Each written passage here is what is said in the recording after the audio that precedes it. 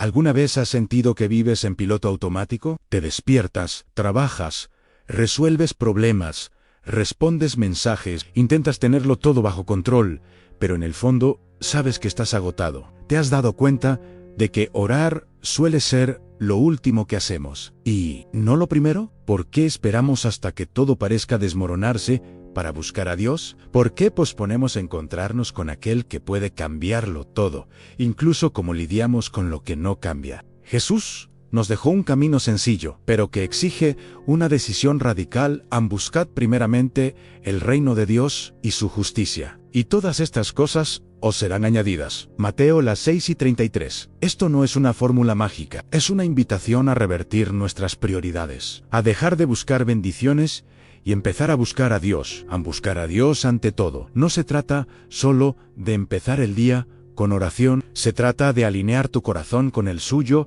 antes de tomar decisiones, antes de reaccionar ante las malas noticias, antes de confiar en tus propias fuerzas. Y si este cambio de actitud fuera justo lo que necesitas para experimentar paz en medio del caos, piénsalo. ¿Cuántas veces has intentado resolver algo por tu cuenta que solo la presencia de Dios podía calmar? ¿Qué pasaría si, en lugar de apagar incendios, comenzaras a vivir guiado por la voz de Dios? Lo que vamos a explorar juntos ahora no es un método devocional, es una reorganización espiritual que lo transforma todo, desde la forma en que enfrentas la ansiedad hasta las decisiones que tomarás mañana. Pero para lograrlo, necesitas comenzar a buscar de nuevo, incluso cuando todo parezca silencioso. Comencemos con una verdad incómoda pero necesaria: en el silencio de Dios no siempre es ausencia, a veces es una invitación a una búsqueda más profunda. Es extraño, ¿verdad? Justo cuando más lo necesitamos,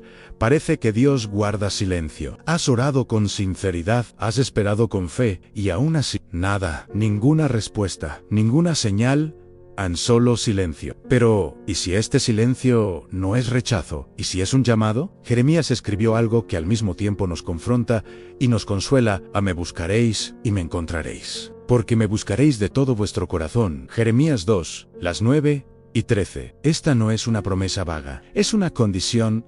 Hay una búsqueda que involucra todo el corazón, no solo los labios, ni el tiempo disponible. Imagina a una madre jugando al escondite con su hijo pequeño. Nunca se esconde para que él no la encuentre. Se esconde para que él quiera encontrarla, para que aprenda a buscar con la mirada, con los pasos, con el corazón. El silencio de Dios a veces tiene esta intención. Él no está lejos, está despertando en ti un deseo más profundo, más maduro, más verdadero. ¿Con qué frecuencia buscamos respuestas, pero no su presencia? Deseamos alivio inmediato, pero no nos rendimos a la transformación que Él quiere traer. ¿Has considerado alguna vez que quizás la ausencia de una respuesta sea precisamente el método de Dios para captar tu atención? En la vida real, este silencio puede ocurrir ante un diagnóstico que no cambia, ante una puerta que no se abre, ante un corazón que permanece confundido. Pero es entonces cuando la oración deja de ser una actuación y se convierte en una relación. La fe se refina cuando aprendemos a orar incluso cuando no sentimos, a buscar incluso cuando no escuchamos, a confiar incluso cuando no entendemos. Esa es la diferencia entre usar la oración como una herramienta de emergencia y abrazarla como un camino hacia la intimidad. Y ese tipo de búsqueda transforma nuestra identidad, porque nos enseña a depender no de las respuestas, sino de aquel que escucha. Ahora bien, si el silencio de Dios es una profunda invitación a buscarlo, ¿qué sucede cuando elegimos buscarlo antes de tomar decisiones cruciales en la vida? Eso es lo que veremos a continuación. ¿Cuántas decisiones has tomado en tu vida que desearías poder deshacer hoy? Algunas parecen correctas en el momento, pero con el tiempo resultan dolorosas. Lo curioso es que, aun sabiendo esto, insistimos en decidir primero y rezar después. El libro de Proverbios nos confronta con una dirección clara. Confía en el Señor con todo tu corazón y no te apoyes en tu propia prudencia. Reconócelo en todos tus caminos, y Él enderezará tus veredas. En Proverbios 3:5-6. El orden es importante.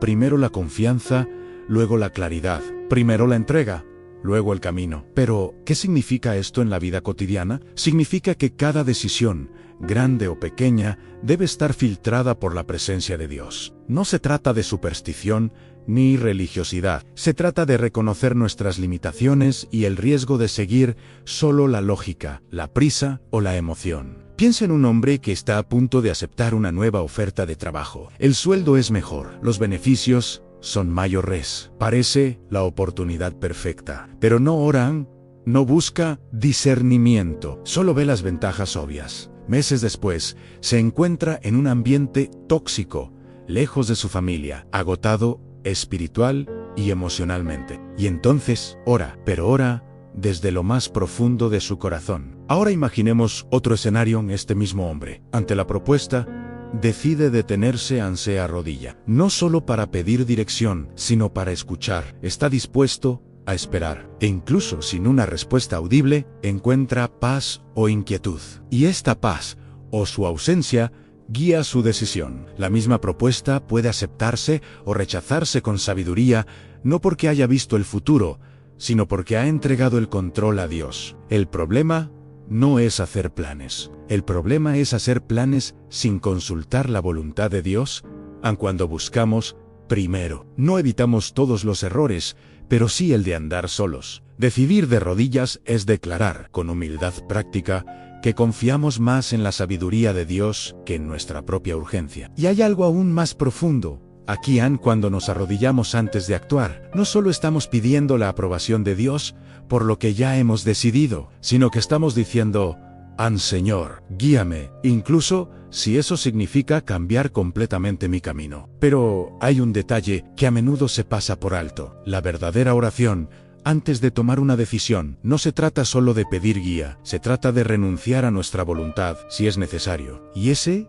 es el siguiente paso, porque la verdadera oración es más que pedir es entrega. Y de eso es de lo que vamos a hablar ahora. La mayoría de nuestras oraciones comienzan con una lista. Pedimos sanidad, liberación, guía, respuestas, puertas abiertas, consuelo, y no hay nada de malo en pedir. Dios nos invita a hacerlo. Pero si la oración se limita a eso, se convierte en un escritorio de peticiones, no en un altar de entrega. La escena en el huerto de Getsemaní es quizás el momento de oración más profundo de la historia de la humanidad. Jesús, a punto de ser arrestado, sabiendo lo que se avecinaba, sudando gotas de sangre, oró: Padre, si quieres, aparta de mí esta copa, pero no se haga mi voluntad, sino la tuya. Lucas, las 10:42 de la noche.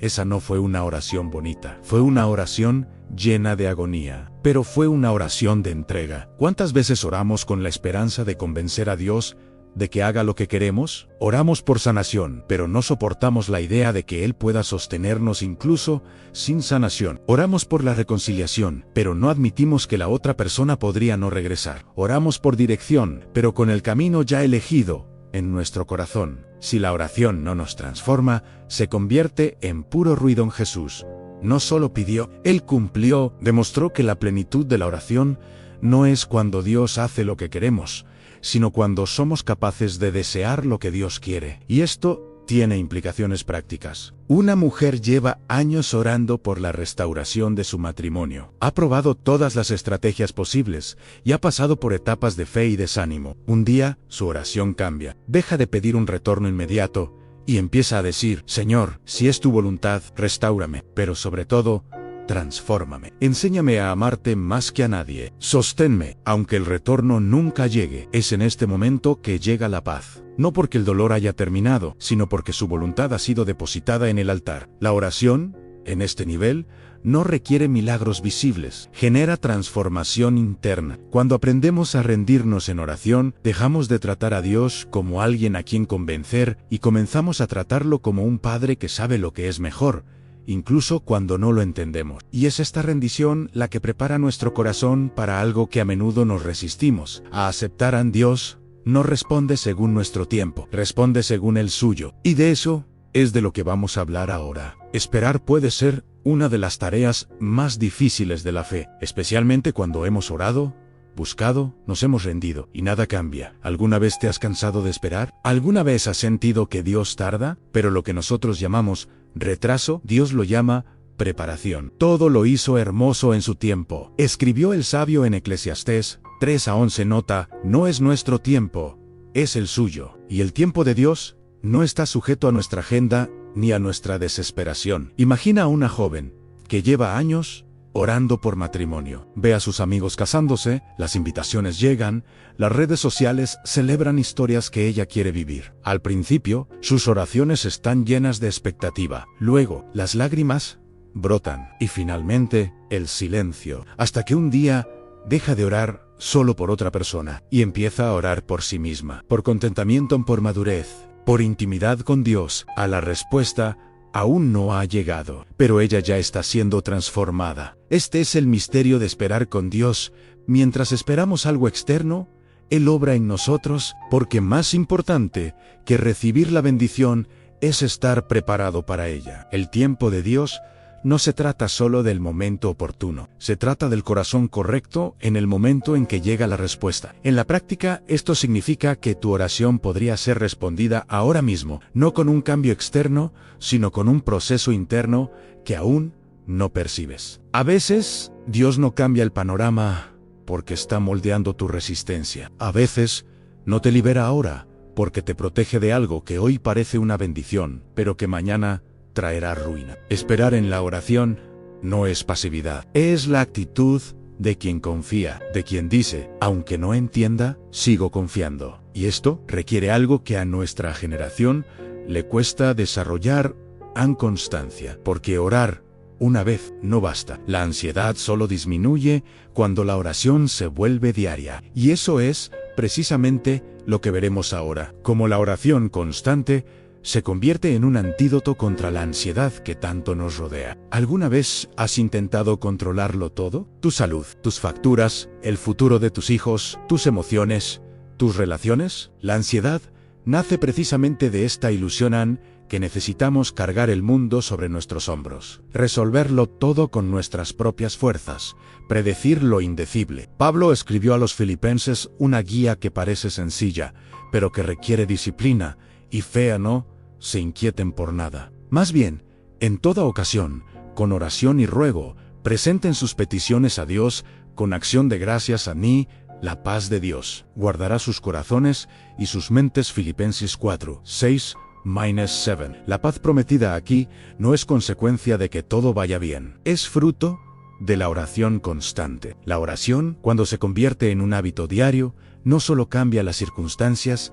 sino nuestra forma de vivir. Piense en una mujer que, ante un diagnóstico difícil, decide orar todos los días por la paz. No solo por sanación, sino por la paz. Empieza a anotar sus oraciones en un cuaderno. Anota lo que le ha entregado a Dios, los versículos que ha leído, las promesas que ha encontrado. Meses después, al releerlo, se da cuenta de algo en la situación. Sigue siendo difícil, pero su corazón se siente más ligero. La ansiedad ha perdido su poder, porque el control ha regresado a quienes siempre han tenido autoridad sobre el futuro. La ansiedad es señal de acumulación. La oración es el acto de vaciarse. Vaciar el pecho, la mente, el alma, no una vez al mes, no solo los domingos, sino a diario, como quien respira hondo antes de afrontar el día, como quien, por la mañana, se entrega a los miedos que podrían dominar por la tarde. En la vida real, esto puede ser tan sencillo como empezar el día con una oración breve pero sincera, o guardar un lugar secreto,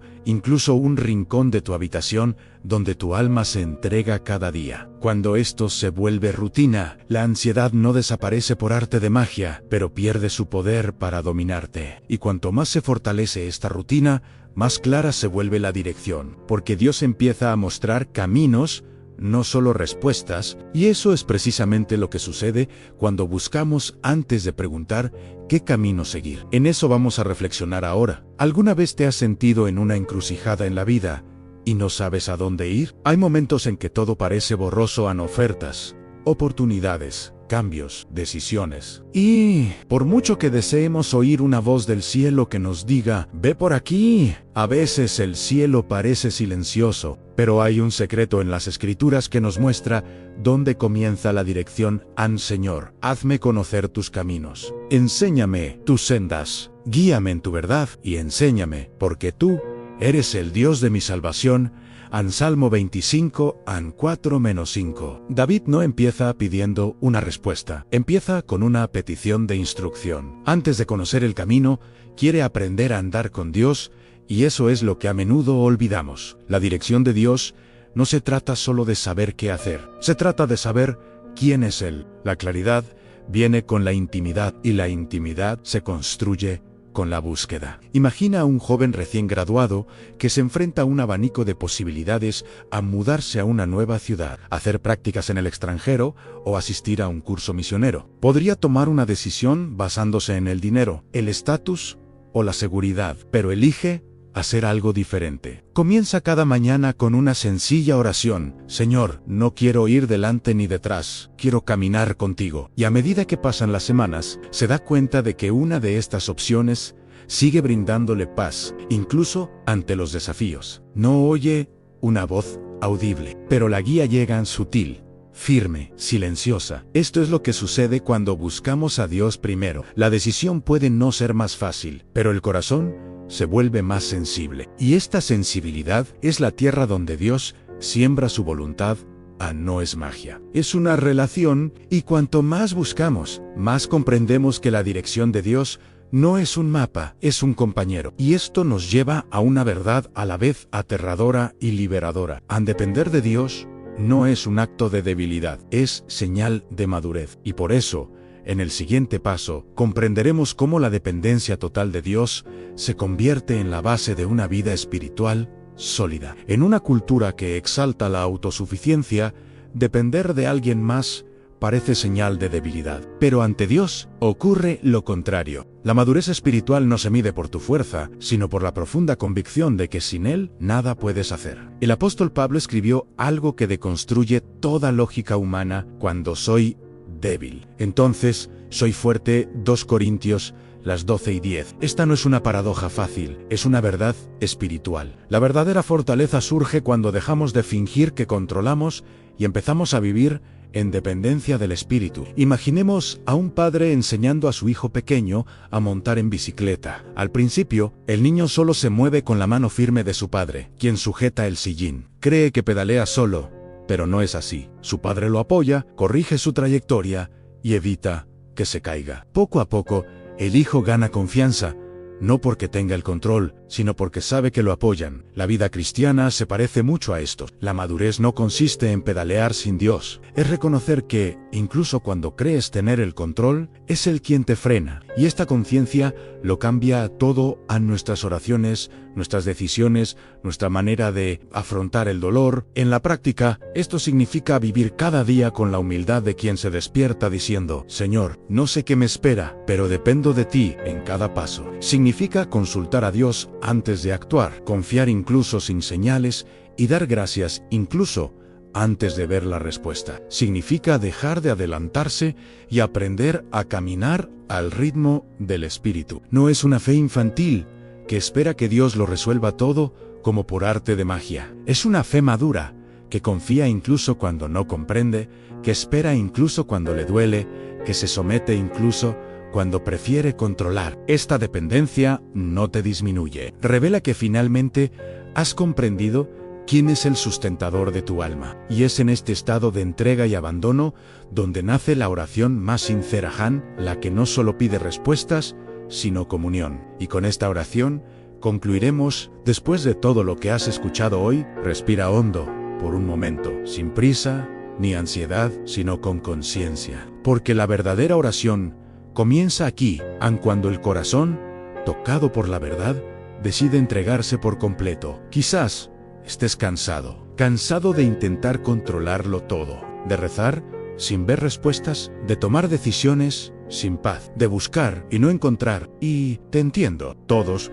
nos hemos sentido así alguna vez. Pero detente y piensa, ¿qué cambiaría si, a partir de hoy, decidieras buscar a Dios antes que nada? No después de un susto, ni por desesperación, ni como último recurso, sino como primer paso, como principio, no como un plan B. Puede empezar mañana al despertar. Puede empezar hoy al apagar este video. No necesita un entorno perfecto, solo necesita la verdad. Puedes abrir la Biblia, aunque no lo entiendas todo. Puedes arrodillarte aunque no tengas las palabras. Puedes hablar con Dios, aunque estés destrozado por dentro, porque lo que Él espera no es elocuencia, sino entrega. Lo que tu alma más necesita quizá no sea una solución inmediata, sino una presencia constante. Y esa presencia está disponible. El Dios que sustenta el universo quiere sustentarte, pero no se impone. Se revela a quienes lo buscan, a quienes se humillan, a quienes, incluso en silencio, deciden permanecer. Oremos ahora, sin prisas, sin fórmulas, sino con el corazón abierto ante el Padre. Señor, aquí estamos, con nuestros fracasos, nuestras prisas, nuestro dolor y nuestros intentos frustrados de vivir sin depender de ti. ¿Cuántas veces hemos tomado decisiones y solo después nos hemos acordado de orar? ¿Cuántas veces solo te hemos buscado cuando todo se ha derrumbado? Perdónanos, Padre, hoy cedemos el control, elegimos confiar incluso cuando el silencio parezca demasiado largo. Elegimos doblegarnos antes de decidir. Elegimos buscar tu voluntad por encima de la nuestra. Sabemos que no eres solo una respuesta, eres presencia. Y eso es suficiente. Enséñanos a orar todos los días, no como una obligación, sino como un respiro del alma. Enséñanos a escucharte, incluso cuando no hablas como esperamos. Enséñanos a esperar, incluso cuando todo en nuestro interior quiere actuar. Transforma nuestros corazones para que la dependencia de ti no sea vista como debilidad, sino como la señal más pura de la verdadera fe, y que a lo largo de los días podamos decir con sinceridad, ante todo, busqué a Dios y fue suficiente. En el nombre de Jesús. Amén.